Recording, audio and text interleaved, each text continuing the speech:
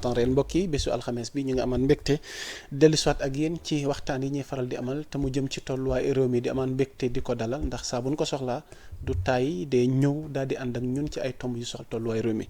docteur Babacar Niang bu suma assistance ñu ngi am mbégte di la dalalati sa kër Sénégal 7 ngir ñu daal di waxtaane actualité réew mi. yow Moussa Sénégal 7 maa ngi leen di nuyuwaat encore di leen delloo ziara di leen ziara aussi ni nga ko waxee rek si l'actualité on peut contribuer pour que ça redonne conscience et redonne aussi du poil de la bête à la population. Vraiment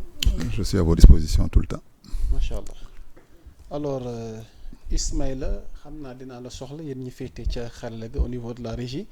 concernant un élément vidéo boo xamante ni nag dafa jëm ci jëm ji toog ci jotaay yu ñu amaloon jamono yële passé mu yëkkati woon ay kàddu yu jëm ci situation réew mi ci wàllu reddition des comptes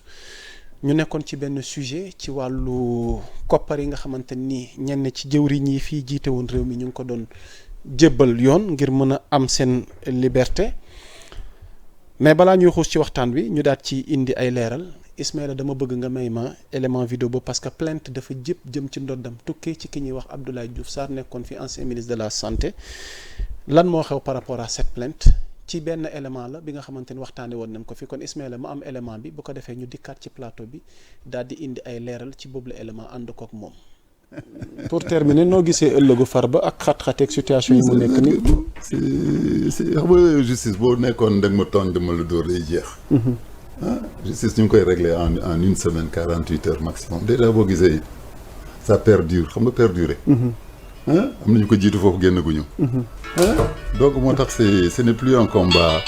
objectif bi ñu soxloon mooy est-ce que on peut récupérer cet argent. et le faire circuler. wax nga ko léegi dañ ñëw dëkk boo xam ne dañu fekk ay dettes yu dul jeex. c'est l'occasion que xaalis boobu dette boobu fu mu dugg ci ñoom. ci ñoom ku ci nekk bu ñu la waxoon dellool genn wàll gi rek sama ministre dégg naa moo dàq delloo. ban ministre sama ministre yëpp leen di delloo na lu bëri. kan. le ministre de la santé. ah bon. gis nañu arrêté ñëpp te arrêté wuñ ko. Abdoulaye Diouf Sarr. waaw mi fi nekkoon ministre de la santé. waaw dëgg la tegaguñ ko loxo lu xel lan moo xew xam ne ni ñu la see toroxal. te ñun lébu nee nañu xaalis pour faj gàcce la. kon Diouf Sarr moom loo ko demal delloo ko ñu bàyyi la. ñëpp nekk ci jàmm. Diouf Sarr dafa delloo moo tax mu am jàmm ni. te nee nañu sax bu ñu jëlee dara 7 milliards la ñu wax au minimum. si 100 milliards 1000 milliards yi. nañu dem nañu ba reconnaître que jëluñu dara peut-être à peu près 7 milliards la. 7 milliards la ñu wax de wala 6 milliards. 6 milliards. voilà 6 milliards la ñu reconnaître officiellement.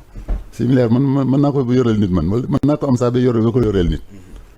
loolu bu ñu ko reconnaître rek ça veut dire que war nañu mën a delloo xaalis bi ñi ko ñu mu tudd xañ la ñu wax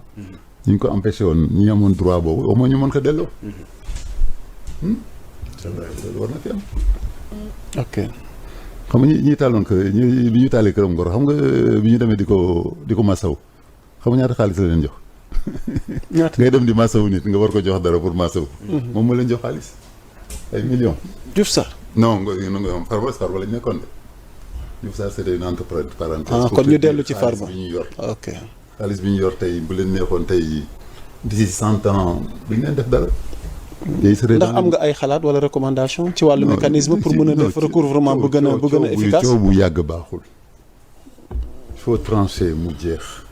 def la delloo ñu jox ñu yor parce que justice lan la justice c'est pour la population c'est pas pour le président ni pour son premier ministre ni pour le PASTEF d'accord c'est pour la population au nom du peuple. on fait la reddition des comptes il y a des comptes à régler ñu jël xaalis bi tey ba amul dërëm bu leen téye fii dërëm bu nekk xaw ma ban dëkk Yougoslavie tey bu ñu defoon message ñu recevoir toutes les informations tellement jox gi ngeen ñu jox élément yi waaye li tukkee ci waa kër Diouf Sarr ak ñamu àndal ak plainte bi nga xamante ni jëmale nañ ko ci dodd docteur Babacar Niang mi fi toog ñoom jàpp nañ ni ñu ngi condamné avec la plus grande fermeté ne dérive verbale am na c'est des propos diffamatoires et que ñoom sàkku nañ yoon daal di def liggéeyam am na loo xam ne sax enclenché nañ ko par rapport ak justice bi waaye dañuy bëgg a jox kàddu gi moom docteur Babacar Niang ndax defe naa tungu na du teew ñuy nataal moom dina indi ay précisions ci li mu bëggoon a wax waaye ñun it tamit ci suñu wàllu bopp it dana am lu ñu ci dolli pour que lumière soit faite par rapport à la lanterne des Sénégalais ndax am na loo xamante ni duñ toog fii di atteindre suñu bopp dañ koy bàyyil askan wi ndax am na loo xamante ni mën na nduru tentative de manipulation wala bëgg désorienter waxu nit ki ci yoon woo xamante ni defe naa ni gënul te ku ne xam na ni tamit diggante ñaari kilifa yi am na lu tàmbali depuis 2021 du tey waaw depuis 2019 donc merci pour les précisions alors docteur plainte jëmaat ci sa ndodd à pareille situation donc vos commentaires. Non mais comme mais maa ngi saytuwaat encore vraiment tous les auditeurs et di vraiment baalu wax comme ni ñuy waxee saa bu mënul fóot boppam bon mënuma justifier aussi sama bopp mais contexte bi ñu doon waxtaane liñ ko dagg moom a kii parce que ñu ngi doon wax affaire 400 milliards yu kenn yor waroon ko delloo askan bi pour que ñu mën a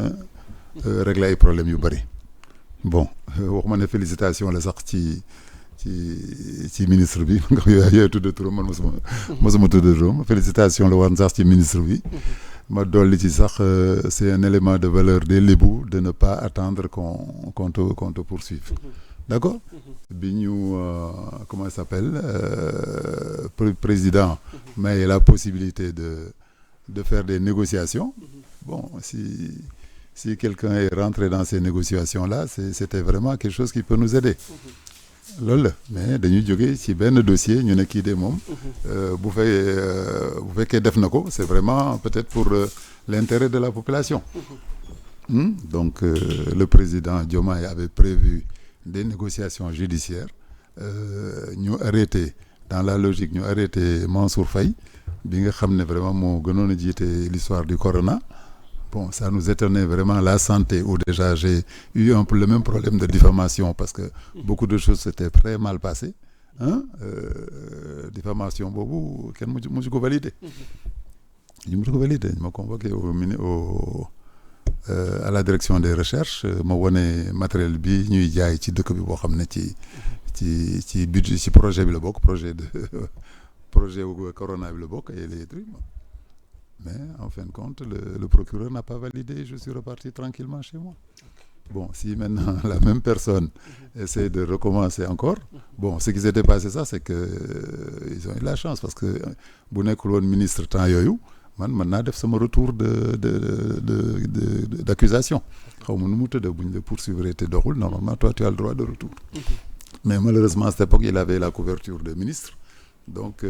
il a fallu que récemment qu'on lève ces immunités des gens du gouvernement moom moo génn donc bi yoon mu ngi noonu di daw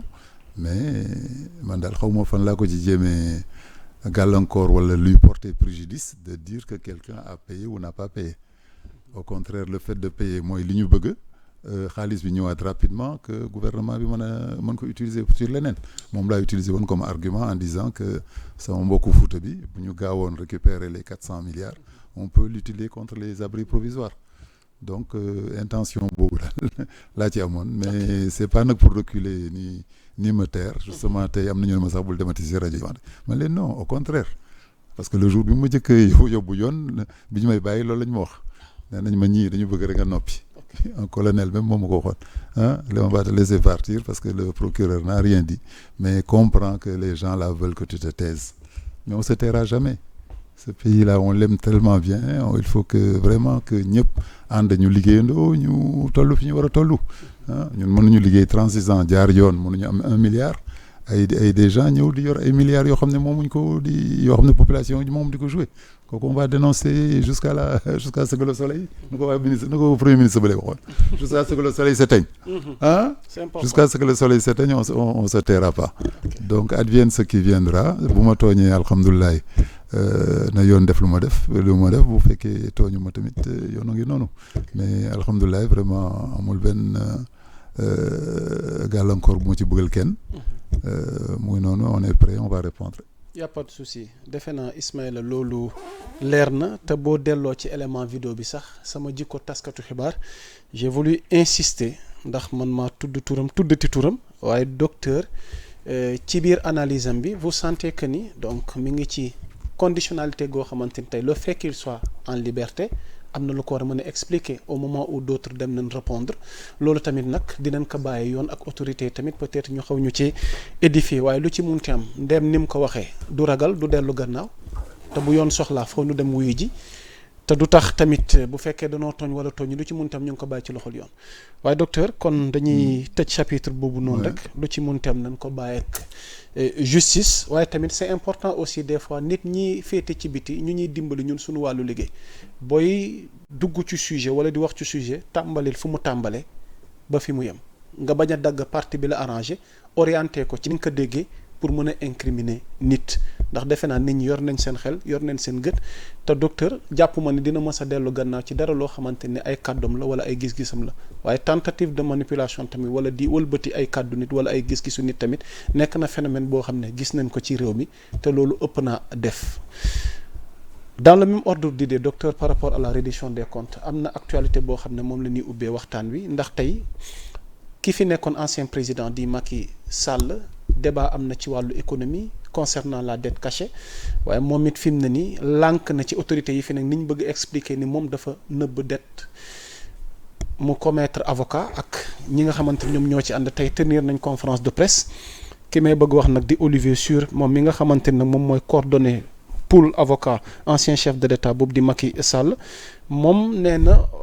en réalité il n'y a pas de problème de dette cachée au Sénégal mais le problème c'est plutôt les rapports cachés mu daal ci indi leeral yu yaatu par rapport ak rapport yi nga xamante ni moom lañ jàpp ni dañ leen a nëbb mais yow ci sa wàll